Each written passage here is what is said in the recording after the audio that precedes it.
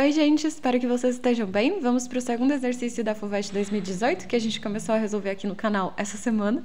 E o segundo exercício, a gente bate o olho, já tem uma imagem, e nessa imagem está representada uma câmera. Do lado esquerdo dessa câmera está representado o sensor, e do lado direito dessa câmera está representada uma lente, e essa lente está representada com as pontinhas da seta apontando para fora. O que indica que essa é uma lente de bordas finas. O que indica que essa é uma lente convergente, que é tipo uma lente de lupa, que é aquela que a gente sabe que tem na câmera mesmo. E aí, indo mais para a direita, a gente tem um objeto que é um solzinho que está desenhado ali. Ok, o que isso já faz a gente pensar? Lentes, objetos, sensor, com certeza isso tem alguma coisa a ver com ótica. E muito provavelmente, quando a gente vai pensar em ótica, a gente vai ter que pensar em espelhos, lentes, são as principais coisas que a gente estuda em ótica. Claramente é uma lente o assunto desse exercício, né? A gente viu a palavra lente escrita ali na imagem.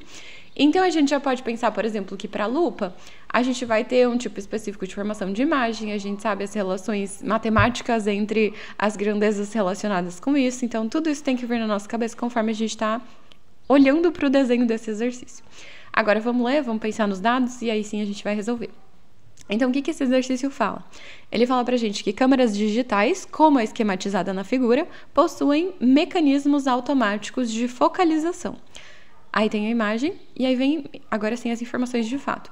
Em uma câmera digital que utilize uma lente convergente com 20 milímetros de distância focal, então vamos anotar aqui a informação da distância focal, que é o valor do f, igual a 20 milímetros. Ok. A distância em milímetros entre a lente e o sensor da câmera, então ele quer saber a distância entre a lente e o sensor da câmera. O que vai acontecer no sensor da câmera? O sensor da câmera é onde vai se formar a imagem. Então, a gente quer saber a distância entre a lente, que está desenhadinha aqui na beirada, e a imagem, que está na outra beirada da câmera. A gente quer saber a distância entre a lente e a imagem, que é o que normalmente a gente chama de pelinha.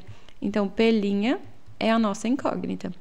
Quando um objeto a 2 metros estiver corretamente focalizado. Quando ele fala corretamente focalizado, ele está querendo dizer que vai se formar uma imagem nítida, a gente vai conseguir enxergar direitinho essa imagem. Ok, então a gente também tem a distância entre o objeto e a lente. Eu não vou conseguir fazer reto sem usar os outros recursos aqui, não vamos perder tempo com isso. Então, a distância entre o objeto e a lente é o que a gente chama de P, e vale 2 metros.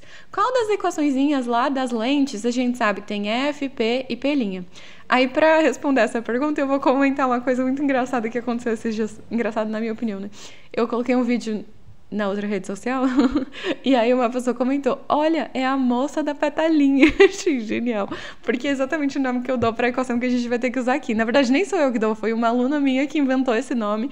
Eu me apropriei aqui do nome e aparentemente essa frase pra gente decorar essa fórmula ficou bem mais famoso. Não mais famoso, né? Mas bem fofo, porque é muito melhor do que o jeito como usualmente chamam essa fórmula, na minha humilde opinião. Então, que fórmula a gente vai ter que usar? É a famosa equação de Gauss, né? Que é o que a gente chama de petalinha. É uma flor é igual a uma pétala mais uma petalinha, né? 1 sobre F é igual a 1 sobre P mais 1 sobre P'. Qual é o problema aqui nessa substituição que a gente vai ter que fazer? Primeiro que ele quer aproximadamente, tudo bem, isso não tem nenhum grande problema. O maior dos problemas é que as nossas unidades de medida não estão combinando. De cima está em milímetro, de baixo está em metro, e a gente quer a resposta em milímetro. Então, vamos deixar todo mundo em milímetro para a nossa resposta dar em milímetro.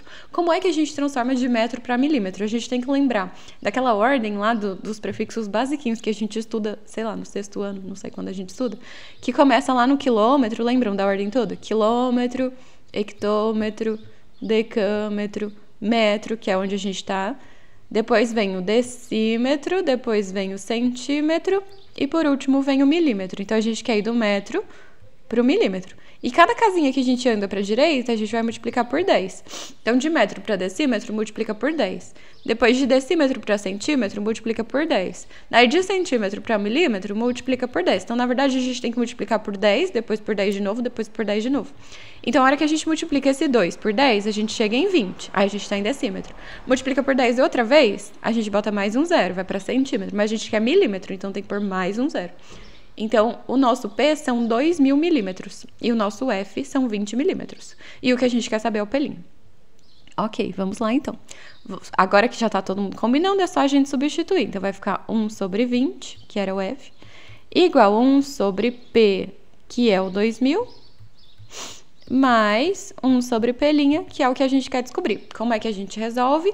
Letra de um lado, número do outro. Então, 1 sobre 2000, eu vou passar para o lado de lá. Vai ficar 1 sobre 20 igual já estava, menos, vou passar para o outro lado subtraindo, né, porque estava somando, 1 sobre 2000. Isso é igual 1 sobre pelinha. Certo, agora a gente tem que fazer o MMC entre 20 e 2000. Que é basicamente o próprio 2000, então a gente copia o 2000 embaixo.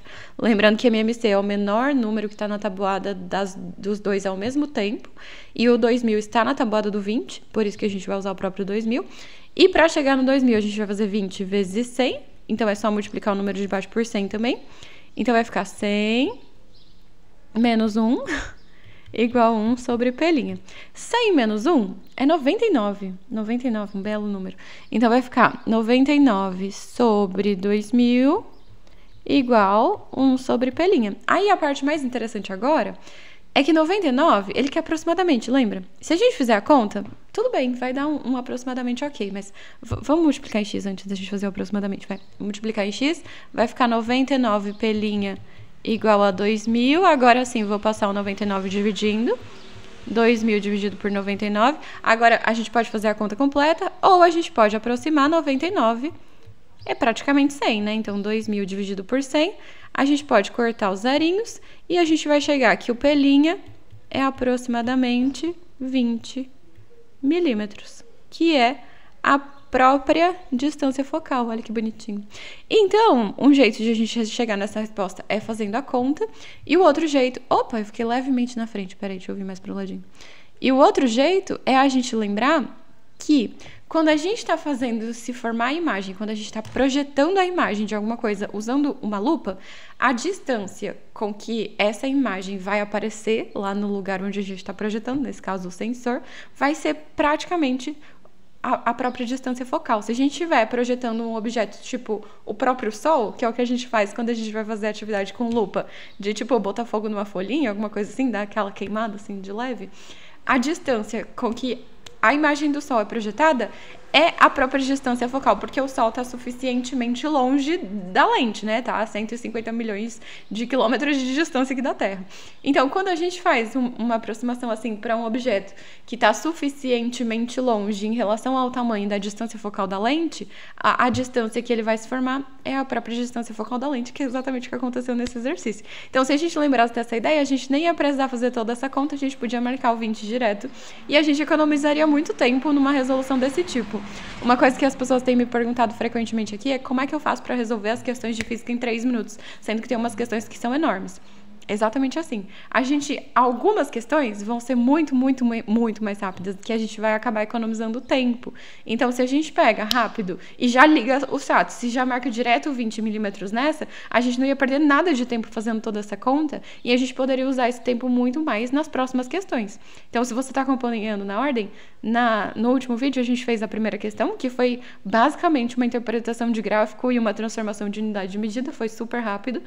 Se a gente fizer numa velocidade boa, né? Eu aqui faço sempre devagarzinho, mas quem já tá treinando bastante vai fazendo numa velocidade bem maior do que todo esse passinho a passinho que eu faço sempre nos vídeos, né? Essa questão também super tranquila. Aí a próxima questão a gente já pode gastar um tempinho maior, né? Que a gente, entre aspas, economizou nos primeiros exercícios. Lembrando que a média de 3 minutos por questão é da prova toda, né? Tem matérias que a gente faz muito mais rápido, aquelas que são mais diretas, sem você ler rapidinho o exercício, você já responde direto, você nem precisa pensar muita coisa. Então, de certa forma, a gente acaba ganhando um pouco mais de tempo para as questões de física de forma geral. Mas, mesmo entre as questões de física, a gente tem umas que são mais tranquilas, que a gente vai fazer mais rápido, e outras que são mais trabalhosas e a gente demora um pouquinho mais. O que eu sempre recomendo, as questões um pouco mais trabalhosas a gente deixa para o final, porque aí se a gente tiver de fato tempo sobrando, a gente usa esse tempo para fazer essas questões. Não vale tanto a pena a gente perder tempo se a gente não vai conseguir dar conta das questões tranquilas e fáceis depois. Então, balancear e ter toda uma estratégia de resolução de prova é muito importante. E eu tenho falado bastante sobre isso na outra rede social aí, que eu não sei se eu posso falar o nome aqui ou não, mas enfim. Aí vocês olhem aí na descrição do vídeo que tem todas as minhas outras redes sociais, se vocês quiserem ouvir reflexões aleatórias que eu trago tanto no Instagram quanto no TikTok. Enfim, falei os nomes, mas enfim. Vamos lá, então. Continuaremos com as resoluções da FUVEST 2018 no próximo vídeo. Caso você não seja inscrito no canal, pode se inscrever para você continuar acompanhando. Tchau, tchau, se cuidem!